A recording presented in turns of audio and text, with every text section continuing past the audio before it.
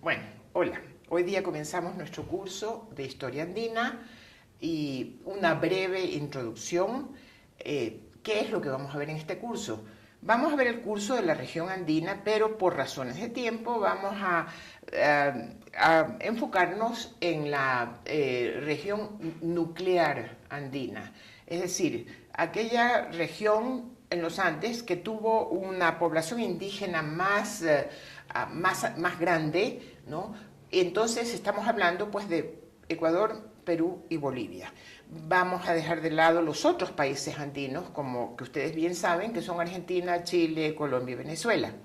También vamos a dejar de lado la Amazonía. ¿Por qué? Porque la Amazonía tiene una dinámica totalmente diferente a lo que vamos a hablar aquí. Bueno, yo quiero comenzar por la geografía. Debo decirles también que el mayor énfasis va a estar en la parte, en las culturas indígenas, tanto las culturas anteriores a la llegada de los europeos como en la parte, digamos, en la parte colonial también vamos a enfocarnos mucho en los pueblos indígenas. ¿Por qué? Porque eran la mayoría y por esta razón ellos marcaron en muchos sentidos lo que sucedió en esta región andina, incluso después de la llegada de los europeos. Bueno, dicho esto, pues comencemos a hablar sobre la geografía. La región, ¿qué es lo que marca? ¿Qué es lo que distingue la región andina? Definitivamente es la cordillera de los Andes. Es un macizo que tiene alrededor de 7.000 kilómetros de longitud, es decir, desde la Patagonia hasta el Caribe. Tiene una altura promedio de 4.000 metros y hasta aproximadamente hasta el sur de Colombia. Estamos hablando de dos ramales, la cordillera oriental y la cordillera occidental. En Colombia se divide en tres ramales, y hasta finalizar en el Caribe. Ahora bien, la región andina obviamente es una región bien difícil de adaptarse por la altura, por el hecho de que donde hay tierra no hay agua y donde hay agua no hay tierra. Entonces, realmente fue una hazaña increíble por parte de los andinos de haberse no solamente adaptado y haberse podido reproducir en estas condiciones, sino también de haber creado grandes civilizaciones. Y nosotros en estos dos primeros módulos tenemos que ver de qué manera lo hicieron. Debo decirles que por lo general se distingue dos tipos de Andes, digamos, de la cordillera. Se la distingue en los Andes de Puna, que comienzan desde el Perú, por lo menos de la parte central del Perú hacia el sur, hasta llegar a Chile y Argentina, y los Andes de Páramo que comienzan en el norte del Perú y continúan pues hasta Colombia, ¿no? ¿Cuál es la diferencia?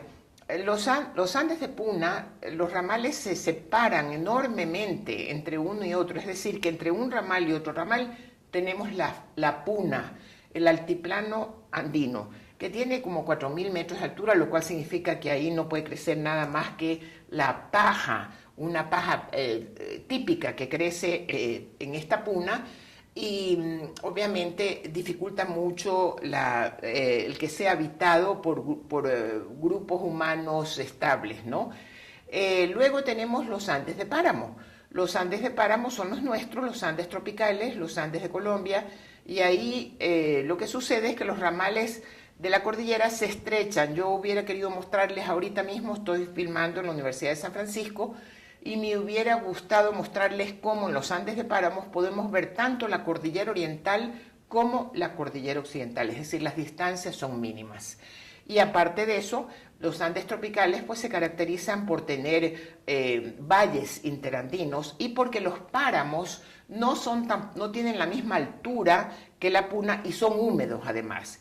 Entonces ustedes van a poder ver ahí, cuando entren al curso, van a poder ver el contraste entre los Andes de Puna, árido, seco, con distancias de hasta 500 kilómetros entre una cordillera y otra, y los Andes de Páramo, donde vemos pues gran fertilidad, verdes, que son los Andes nuestros y del norte del Perú y los Andes de Colombia.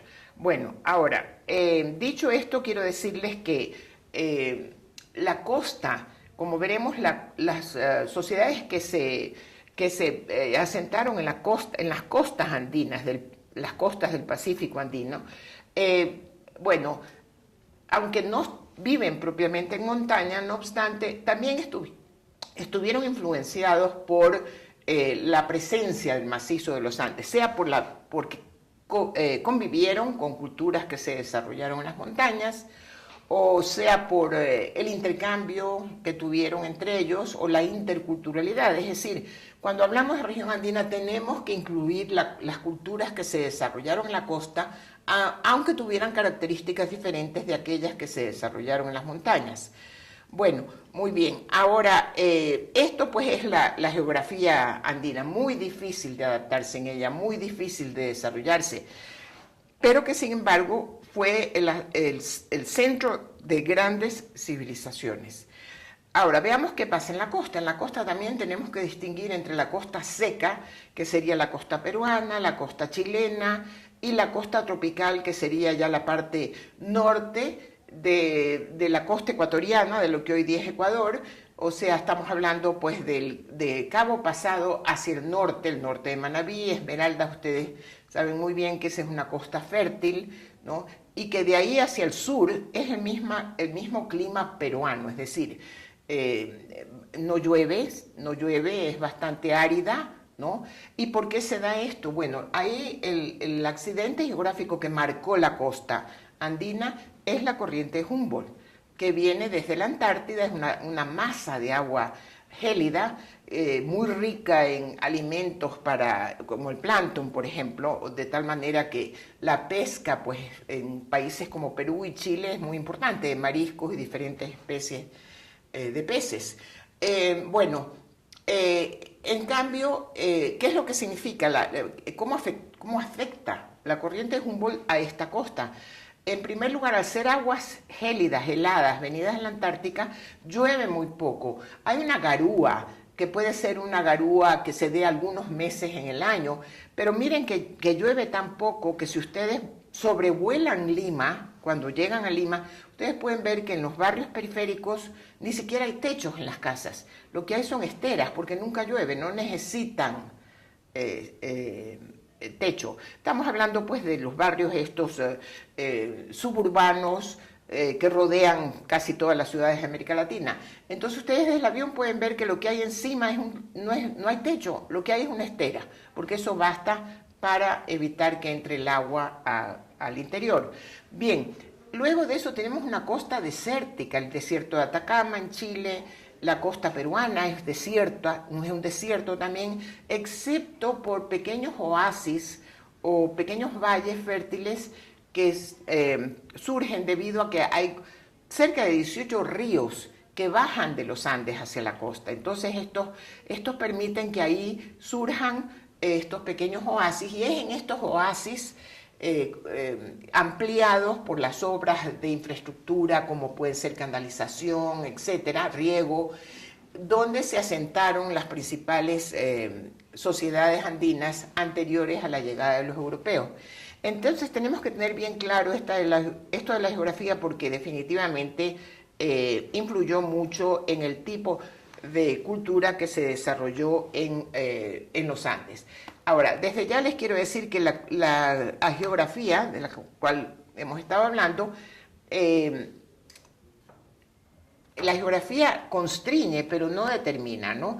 De tal manera que no podemos decir que, porque es lugar común oír, por ejemplo, que en los trópicos somos así porque la geografía así es así. No, la geografía impone límites al tipo de cultura que puede desarrollarse. Si es una geografía, vamos a suponer, de ártica, obviamente no vamos a pensar que ahí va a crecer, va a desarrollarse una cultura con características como aquellas del trópico, pero no determina, de ninguna manera determina.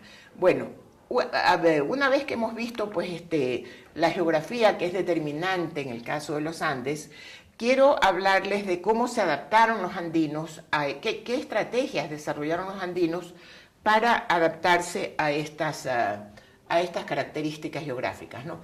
Yo diría que lo más importante fue, por lo menos en los Andes de Puna, no en los Andes tropicales.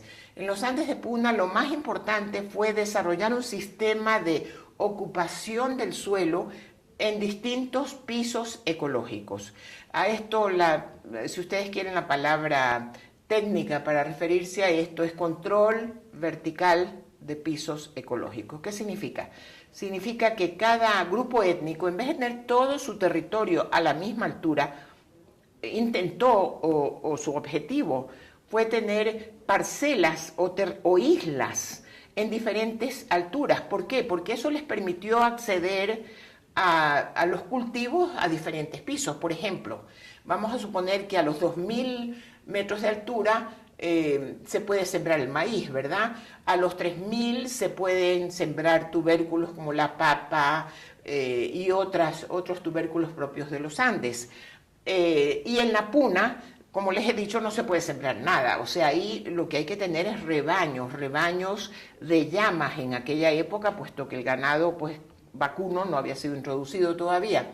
Entonces, lo que van a hacer las culturas andinas es esta estrategia de tener territorios en diferentes pisos ecológicos, desde la Puna hasta la costa, de tal manera que podían enviar a estos territorios que tenían en diferentes pisos a colonos, que la palabra en quichua sería mitma o mitmacuna. Nosotros en Ecuador hablamos más bien de mitimaes, es decir, son colonos enviados para que ahí ellos cultiven lo que se puede cultivar a nivel de mar, por ejemplo, la sal, posiblemente el algodón, el ají. Entonces, ¿qué es lo que sucede? Toda esta producción de un grupo étnico en diferentes pisos, toda esta era enviada hacia el centro donde se encuentran las autoridades principales de ese grupo étnico, y desde ahí eran redistribuidas de tal manera que todos los que pertenecían a ese grupo étnico, a esa cultura,